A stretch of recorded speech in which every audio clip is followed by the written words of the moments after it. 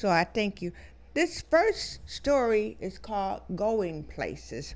I've talked to a lot of people. Everybody got excited about 2020 and the things that were going to happen in 2020. And now in the middle of the month, people are just kind of lost. It wasn't what they thought it was. So this story is in the book, The Year Uncle Bubba Jack Died. And it's called Going Places. Okay.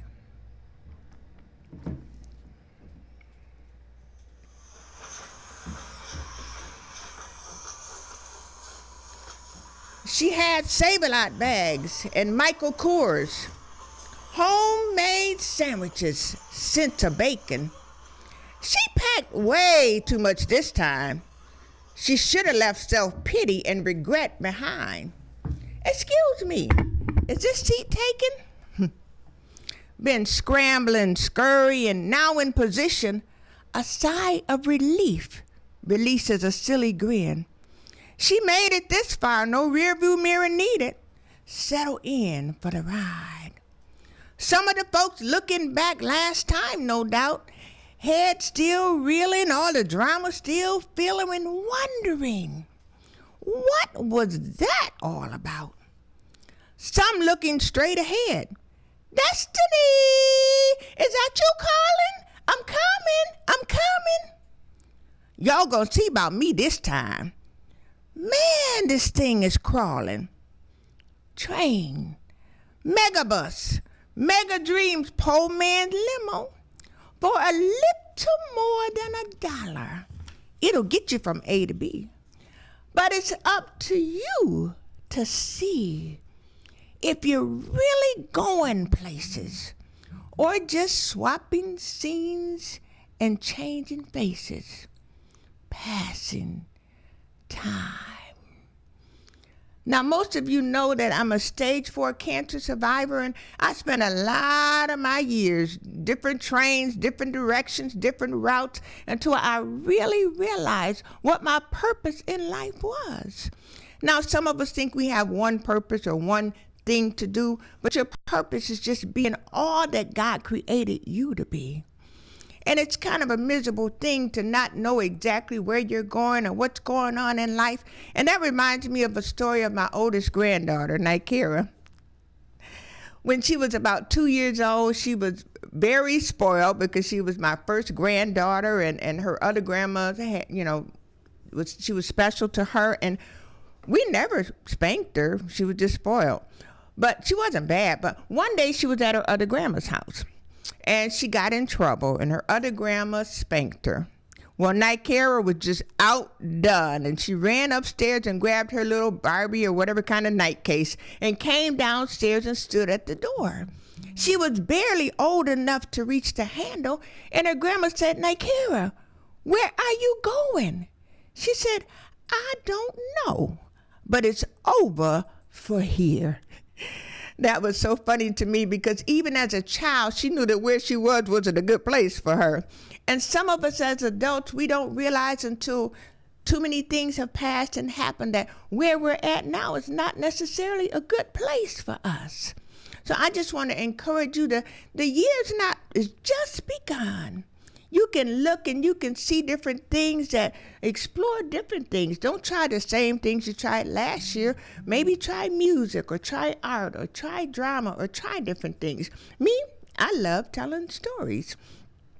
Now, it seems like this train is late. It was supposed to come at a certain time. I hear it, but it's not that one. Well, speaking of late, I have another story. It's not good to be late. I have a friend, Reverend Booker. He can tell you about being late. Now, this story is called The Funeral Prayer. Don't ever find yourself running late for a funeral, especially if you are the one officiating. Well, old Reverend Booker learned his lesson. One time he came rushing into the funeral service right at 9:50, and the funeral was supposed to start at 10 o'clock. He noticed the smells of the food for the repast and thought to himself, this is going to be a short one. The food was smelling wonderful, and he was indeed hungry. It didn't seem to be like a whole lot of people here for the service anyway. So Reverend Brooker picked up the program and realized that himself and there was one other person to sing a song and another one to do a prayer. He saw the singer and motioned her to come. Come on, have a seat. Then he looked around for the reverend who was supposed to say the prayer. He almost got a bit worried because he didn't see anyone to say the prayer. But then he spotted him. It had to be him because he saw a man with a cross that seemed like it was a foot long dangling around his neck. He thought, oh, well, to each his own. The man was heading in the wrong direction. Reverend Brooker grabbed him by the shoulders and motioned him to go in and sit down. You go next to the soloist. He handed the man a program and said, you have the prayer. Whew. They were all there. Now they could get started pretty much on time. The soloist was just wonderful. And it was now time for the prayer. Reverend Brooker nodded at the man with the foot-long cross around his neck and let him know it was time for the prayer. The man didn't move fast enough for Reverend Brooker. He motioned him, come on, man. It's time for the prayer. The guy got up and eased on over to the podium. He looked to his left and he looked to his right. And he looked dead in Reverend Brooker's face. And he shrugged his shoulders and began to pray. The man had a very strange accent. Reverend Brooker could tell that he wasn't from around here. And he began to pray. Dearly related, we are gathered here to give thanks for this here food that is spread out before us. We give thanks for the hands that skillfully prepared what they got down there. I'm not going to pray long, Lord, because this food is smelling up the place. Reverend Brooker jumped up and almost knocked the man down, trying to get him away from the podium. Whew, the rest of the funeral seemed like forever. The family looked at Reverend Brooker like they could have laid him out with their relative. After the funeral, the family demanded to know who was that person that said such an awful prayer over their loved one. Reverend Brooker looked shocked. He thought it was the person that they had requested on their program. They told him absolutely not. They didn't even know who the man was. Reverend Brooker was furious and he ran out the door to catch the man. He found him headed downstairs for the repast.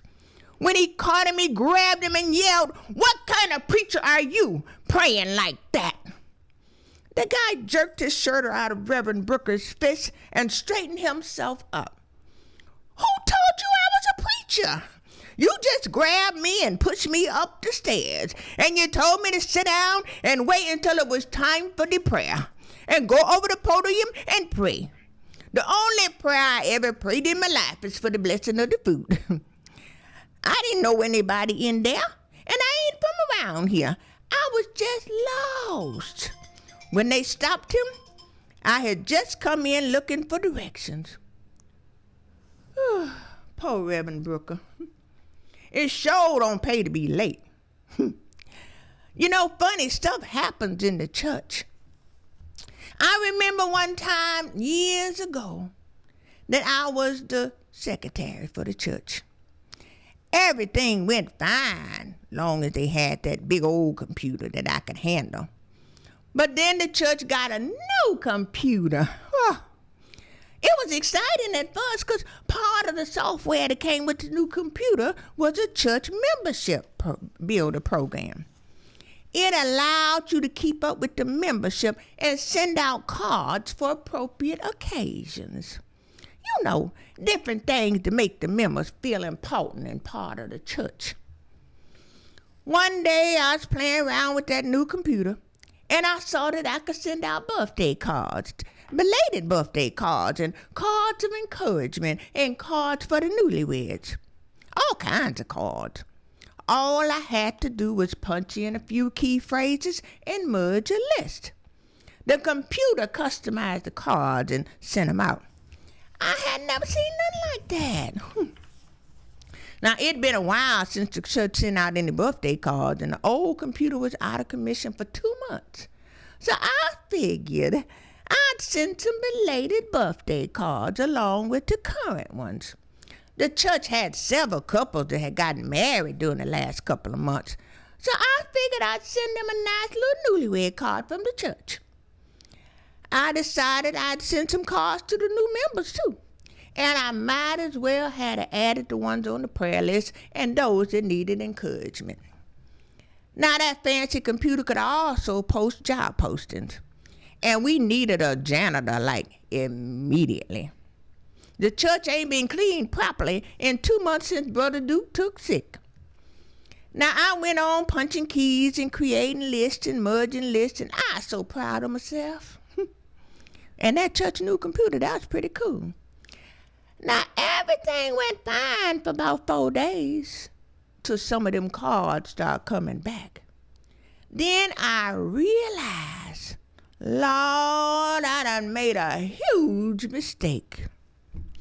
You see, I found out that the belated birthday cards merged with the deceased members list from 2006. The new members cards accidentally merged with the newlyweds. And the new members card started out with welcome to the church family. And it went on to say, who the Lord done put you under, let no man put asunder. And it ended with, to death do you part. Oh, Lord. And the newlyweds got a card merged with the standing in the need of prayer list. And they said, we are sure you've had better days. Hang in there. Change is going to come. Lord of mercy, Lord of grace. I wish I could have hidden my face, but I tucked my tail and I went on in to tell the pastor and make an apology. We both agreed that a handwritten apology, a phone call, and a coffee shop gift card would be necessary. Well, I made the calls, and he had a few good laughs. But we invited them to Friends and Family Day. Many of them promised that they would come. When Sunday morning came, the parking lot was full. I mean, extremely full. There was a few pickup trucks, some vans, and a few of them wood-sided station wagons, and even a popsicle truck. Inside the church, it was standing room only, even in the balcony. The church members hadn't seen so many people in the church, well, never. Funny thing, though, it was noticeable that folk don't dress up for church anymore like they used to. Because most of them had on T-shirts and blue jeans and overalls, and some of them had tool belts on. I can understand this new come as you are movement, but then they had brooms and mops and plungers and pine cleaner and vacuum cleaners. There was 9 or 10 vacuum cleaners sitting down the aisle. All of a sudden, I got a sick feeling right there in the pit of my stomach. The day I sent out them greeting cards, I also sent out a notice to hire a janitor on that fancy computer. Uh-oh. I went up to the balcony and I found a little old man with a red vacuum cleaner and I asked him to come here. I said, why do everybody got cleaning tools? He got excited. He said, oh, don't you know? The church is hiring a janitor on the spot. And the ad said bring your own equipment and start immediately. And it pays $85,000 a year with heavenly benefits. And it also said if you're able to sing, that's a plus. All she could do was sit down on the step and gather her thoughts. She snatched off her wig and scratched her head. You see, the new computer merged the request for a janitor with the old request for a youth music director. Lord, I wanted to get sick. But I figured that I may as well get my praise on and build up my courage to tell my pastor what had happened after service. Ooh, the service was high that day. The pastor preached, sweep around your own back door. And the choir sang, I got to clean up what I messed up. And their B selection was, we'll go sweeping through that city. There was one man in the balcony singing with a feather duster, and he was directing the choir. Yeah, the folks up in the balcony that made themselves a choir. They were singing better than the real choir. They were sounding pretty good. Folks was getting happy, and when the pastor made the altar call, you should have seen them blue jeans and two belts running down to the aisle. After the service was over, pastor gave me that look. See you in the office look. My legs didn't want to move. But pastor started out, Mother Williams, I was just wondering, did you know what all happened today? I just shrugged my shoulders. He went on to say the offering baskets were full of resumes for the janitor's position. And I got at least 7 family members who received belated birthday cards for their loved ones that died in 2006.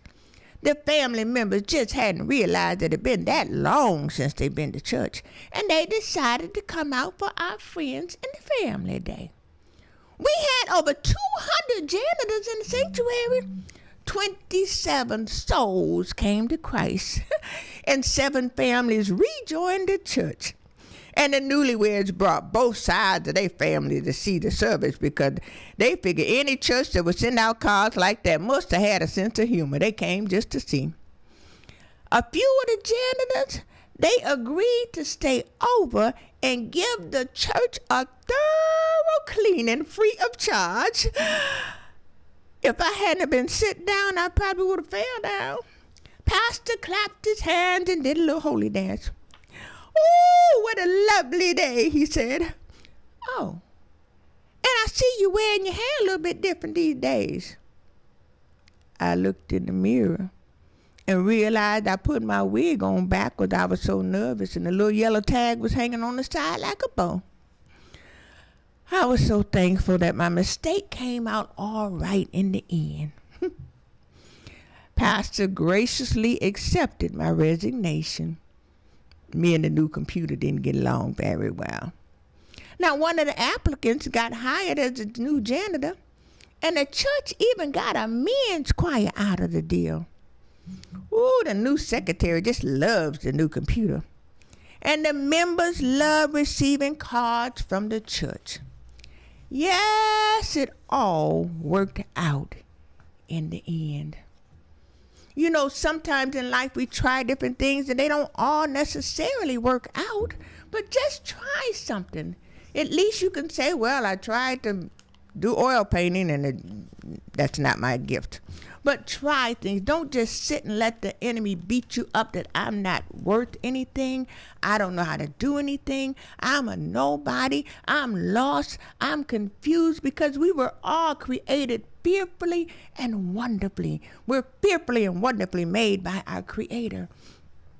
Now, when I thought the stage 4 cancer could have possibly taken me out, and I just thank God I don't call it remission. I call it a grace period. I just have a grace period. And during this grace period, I want to spend my time exploring so many different things. But I never really got worried about dying. I don't want to die now. But I know it's something that we're all going to have to come through. And when I saw my train station prop in the back, I thought about this poem that I wrote in the 70s called Glory Train. Because even though none of us wants to die, we have to die at some point. And to be prepared to die is the main thing. It really doesn't matter at that time whether you're a doctor or a lawyer or a street cleaner or whatever. But what really matters is when it's time for your glory train to come, will you be able to step on board? So this poem is called Glory Train. I'm packing up and moving out. I have no time to waste. I have a train I have to catch. No time for idle haste. I really got to hurry. I've barely time to pack. You see, I can't afford to miss this train. It won't be coming back. Upon arriving at the station, I heard a glorious sound. There were many anxious passengers waiting all around. I quickly entered through the crowd, thankful I wasn't too late. I found a seat in the corner and patiently did wait. I was thankful that I made it. Whew. I didn't mind the wait. But it did appear, however, that maybe the train was late. A couple people next to me said, "Would you please hold my spot? We must return home briefly. There's something we forgot." Another couple next to me, I could hear them say, "Let's go pick some flowers. There were some beautiful ones along the way." Soon it got quiet. Just a passenger here and there. But the others, they'll be back shortly after attending to their affairs. I too began to tire. It was quite a lengthy stay. But soon I heard a glorious noise, and the train was on its way. I rushed right out to meet it with my ticket in my hand. Oh Lord, I finally made it. It's on to the promised land. The others, they came a-running, the ones who couldn't wait. I was hoping that they could make it. But no, it was too late. And as they came a-knocking, I heard the conductor say, "Depart from me, I know you not." And the train was on its way. So no matter what purpose you find, no matter what path you take to your destiny, the ultimate thing is to know that you know Jesus Christ for yourself. And the step to finding your purpose and your path is to get connected with the person that created you. A creator knows what they create a subject for. So God knows what he created you for. You don't have to spend 20, 30, 40, 50, 60, 80 years wondering, what am I here for? Ask the Creator, and he'll know. And if Jesus isn't in your life, that's a serious problem right there. I remember another story about my grandson, Deborah. I had recently gotten married, and he came to my new house, which is kind of a lot bigger than the old house. And so the first night that he spent the night there, we had fun and he was excited, and I had him sleep in the room right across the hall. And he was fine for about 5 minutes, and then he come running into my room. Mima, I'm scared. And I figured, okay, I am smarter than a 4-year-old. So I took him back and I comforted him and I showed him everything in the room and let him feel comfortable. And I said, "This is your room when you come and stay. You got to get used to it. Isn't it nice?" He said, "Yeah, it's nice." And he went back to sleep. This time he stayed asleep about 5 minutes, and I figured, okay, that worked. But then he come running in my room screaming and hollering Mima like the house was on fire. And I said, "Deborah, what's up?" And again, I took him back in the room and I comforted him again, and he went back to sleep. After about 15 minutes, he came hollering louder than the other 2 times, and he was afraid. And I figured I got to be smarter than a 4-year-old. So I went back in there and I said, "You see this nice blue chair right there? You never have to worry, because just imagine that Jesus is sitting in that blue chair." He kind of bought that. This time he stayed in the room and it was nice and quiet for about a half hour. Then all of a sudden he come running in my room again. I said, "Deborah, what's wrong now? Didn't I tell you to imagine Jesus sitting in the blue chair?" He said, "Yeah, Mima, but Jesus went downstairs." And so if Jesus doesn't leave us and go, but just in the mind of a 4-year-old, if you're not where you feel the presence of Jesus, that's the first thing you need to do, is get the Lord in your life. And he will lead you and he will guide you and he will show you what you need to be doing. Now, when my granddaughter was talking about it was over for here, I used that title that she had and I wrote a book. on it. I wrote a book on it. And I have a book called It's Over for Here. And if you're somebody that really doesn't know what's going on in your life and you're confused, you had a major situation like maybe cancer or disease or lost your job or something, just message me or just type me in the comments. And if you type me in the comments, I will send you a copy of the ebook, It's Over for Here, because it's a miserable thing to not know your purpose. It's a miserable thing to not know direction. It's a miserable thing. And as an evangelist and a minister of the gospel of Jesus Christ, I want everybody to enjoy every moment that God gives us here on earth. Enjoy what you want to do. In 2002, God told me to be a storyteller. I didn't think very much of being a storyteller, but it's amazing what doors you can go into being a storyteller, how you can encourage people, how you can show people different things about themselves, how you can encourage them to create and tell their own stories.